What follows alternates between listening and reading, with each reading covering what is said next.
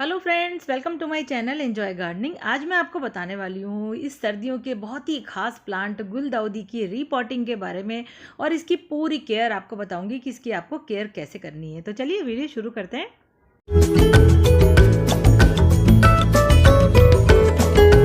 सर्दियों के मौसम में बहुत ही खूबसूरत खूबसूरत फूल आते हैं और उनमें सबसे पहले ही आता है ये गुलदाउदी का पौधा।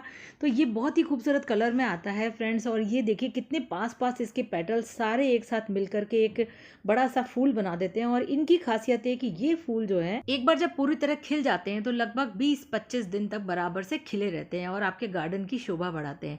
तो सबसे पहले टिप तो मैं आपको दे दूं, जब आप नर्सरी से इस तरह का गुलदाउदी का कोई पौधा लाएं तो हमेशा खिले हुए फूल वाला ना लाएं, कलियों वाला लेके आएँ तो वो ज़्यादा दिन तक आपके घर में टिका रहेगा।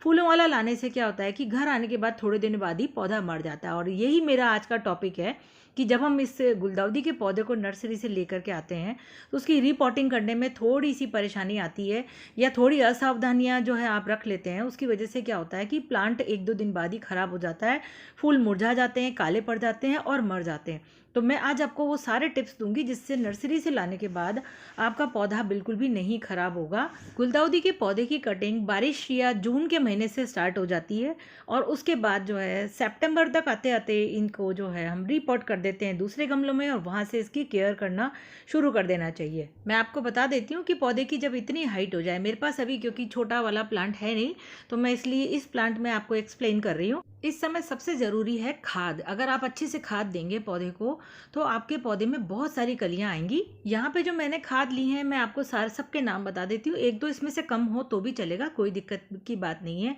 तो सबसे पहले मैं आपको बता दूँ, देखिए मैंने ये 2 चम्मच लिए सरसों की खली जो बहुत ही इंपॉर्टेंट रोल प्ले करती है इसमें। 3-4 दाने डीएपी के ले लीजिए और ये 1-2 चम्मच मैंने लिया है बोन मील फर्टिलाइज़र। ये स्लो रिलीज फर्टिलाइज़र होता है, ये आप स्किप कर सकते हैं। इसके बाद ही एप्सम सॉल्ट, इसमें मैग्नीशियम बहुत सारा होता है जो प्लांट को बहुत ज़रूरी होता है।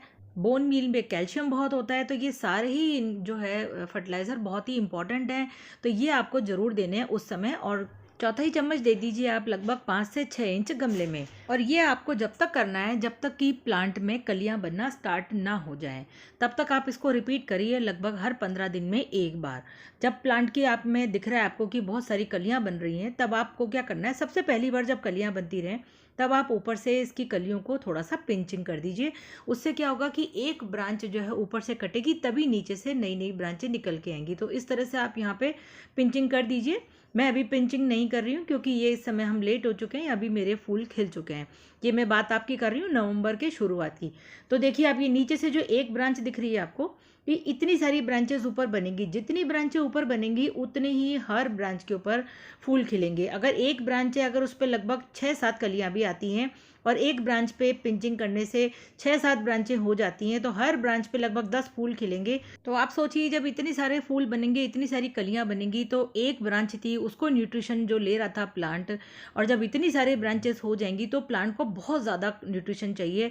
एक आदमी का खाना अब बढ़ गया इतने सारे लोगों में, तो ज़्यादा हमें खाना देना है प्लांट को। और फिर गमले में जब हम कोई प्लांट लगाते हैं फूलों का या कोई सा भी, तो वो क्या होता है, जितना भी न्यूट्रिशन हमारे प्लांट इसमें मिट्टी में होता है वो पानी देने की वजह से सारा नीचे बह जाता है, तो इसलिए ज़्यादा न्यूट्रिशन की ज़रूरत पड़ती है। अब ये तो बात करी मैंने कि अगर आपके पास कोई पिछले साल का प्लांट बचा है तो उसकी आपको कटिंग लगानी है और उसके बाद आपको क्या क्या प्रोसीजर फॉलो करना है। लेकिन अगर आप नर्सरी से प्लांट लेके आ रहे हैं, जैसे मैं ये लेकर के आई हूँ वीडियो बनाने के लिए स्पेशली, और किस तरह से रिपोर्टिंग करनी है उसका मुझे वीडियो बनाना था, तो अगर आप नर्सरी से इस तरह का लेके आते हैं तो उसके बाद आप नर्सरी से लाने के बाद आपको क्या करना है वो मैं आपको बता देती हूँ। तो सबसे पहले तो हमें बनाना है पॉटिंग मिक्स जो बहुत ही बढ़िया हो, वेल ड्रेन पॉटिंग मिक्स हमें चाहिए इसके लिए। तो ये जो मैंने गार्डन सॉइल ली है इसमें बजरी पहले से ही मिली है, रिवर सैंड मिली है, आपको दिख भी रहा होगा। तो अगर आप अलग अलग ले रहे हैं तो 30% गार्डन सॉइल ले लीजिए और 30% रिवर सैंड ले लीजिए, क्योंकि ड्रेनेज सिस्टम होना बहुत ही ज़रूरी है। पॉटिंग मिक्स बहुत इंपॉर्टेंस रखता है गुलदाउदी या किसी भी फूलों वाले पौधे में। अब 30% मैंने लिए ये गोबर की सड़ी हुई खाद, आप वर्मी कंपोस्ट भी ले सकते हैं इसकी बजाय। अब इसके साथ हम बचा हुआ 10% है वो हम लेंगे नीम खली। अगर आपके पास ये है तो आप 10% नीम खली ले लीजिए, और अगर आपके पास ये नहीं है तो आप 1 चम्मच इस तरह का ये साफ फंजीसाइड आता है जो ऑनलाइन मिल जाता है, लिंक मिल जाएगा आपको डिस्क्रिप्शन बॉक्स में अमेजोन पे, तो आप ये ले लीजिए। क्योंकि ये जो फ्लावरिंग प्लांट होते हैं इनमें फंगल इन्फेक्शन के चांसेस बहुत ही ज़्यादा होते हैं, तो ये दोनों में से कोई भी एक चीज़ आप पॉटिंग मिक्स बनाते समय इसमें डाल दीजिए। अब देखिए देखिए मैं 2 तरह के जो है कलर लेके आई हूँ गुलदाउदी में, येलो कलर बहुत ही प्यारा और वाइट कलर का। तो इन दोनों को मैं एक ही गमले में लगाने वाली हूँ, क्योंकि मेरे पास अभी इस समय गमला बिल्कुल भी खाली नहीं है। तो आपको बिल्कुल भी छेड़खानी नहीं करनी है। जैसे आप लेके आएँ, देखिए इस तरह से ये थैली में लगा हुआ मिलता है नर्सरी में। तो ये नर्सरी वाले इसी तरह से बहुत सारे प्लांट उगाते हैं और थैली में भर भर के उनको बेचते हैं। तो इस तरह से आप जब लेके आएँ तो उनको डिस्टर्ब बिल्कुल नहीं करना है, ऐसे ही रहने दीजिए। पहले तो 2 दिन तक तो आप ऐसे ही रहने दीजिए, बिल्कुल भी आपको इनको जो है रीपॉटिंग नहीं करनी है। किसी अच्छी सी बढ़िया जगह, हवादार खुली जगह में रख दीजिए। अब देखिए मैंने ये गमला लिया है एक, और ये मैं ले रही हूँ 10 से 12 इंच का गमला। आप 8 से 10 का भी ले सकते हैं। अब इसमें मैंने ये दोनों तरह का पॉटिंग मिक्स मिला दिया है, गोबर की खाद भी और गार्डन सॉइल भी। दोनों ही तरह से चीज़ों से मैंने इसको भर दिया है। थोड़ी जगह बचा के रखेंगे हम इसके अंदर। अब इसमें मैं डाल रही हूँ ये नीम खली, जो प्लांट को viral, bacterial infection, fungal infection से बचाएगी और न्यूट्रिशन भी साथ साथ ही देगी, क्योंकि नीम के पत्तों से बनी हुई होती है। अब इस पॉटिंग मिक्स को हम अच्छे से मिक्स कर लेते हैं। अब जिस भी बैग में आप ये प्लांट लेके आते हैं, इसको धीरे से हमें बस ब्लेड की सहायता से ओपन करना है। जोर ज़बरदस्ती नहीं करनी है, वरना इनकी जो फ्लावरिंग प्लांट्स होते हैं, इनकी रूट्स बहुत ही ज़्यादा पतली और बहुत ही नाजुक होती है। उनको हमें बिल्कुल भी डिस्टर्ब नहीं करना है।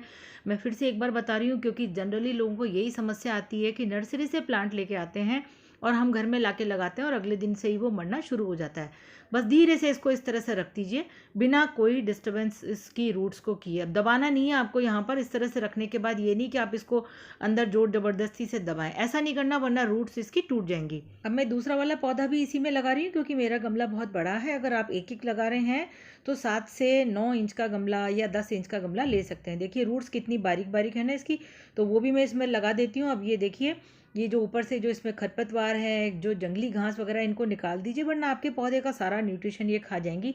तो इसी समय इनको निकाल दीजिए। अब इसमें मैं डाल रही हूँ ये बचा हुआ पॉटिंग मिक्स, ताकि ये ऊपर तक भर देते हैं। तो पौधा हमारा लग चुका है। इसके बाद फ्रेंड्स हम इसमें डालेंगे अच्छे से पानी, ताकि नीचे से ये बढ़िया से ड्रेन होकर के आ जाए, क्योंकि अभी मिट्टी बिल्कुल सूखी है, तो रूट्स जो है ड्राई हो जाएंगी तो प्लांट मर सकता है। तो इसलिए पहली बार आप अच्छे से पानी दे दीजिए। उसके बाद आपको इसकी मिट्टी को ड्राई नहीं होने देना है बिल्कुल भी। हमेशा मिट्टी को थोड़ा सा जो है मॉइस्ट रखना है, थोड़ा सा ठंडा ठंडा रखना है। पानी इतना ही देना है कि जब मिट्टी आपको लगे थोड़ी सी ड्राई ड्राई सी हो रही है, तब आप पानी दे दीजिए। एकदम ड्राई करेंगे तो फूल क्या होता है, मुरझाने लगते हैं, उनका मॉइस्चर खत्म हो जाता है और पत्ते भी सूखने लग जाते हैं।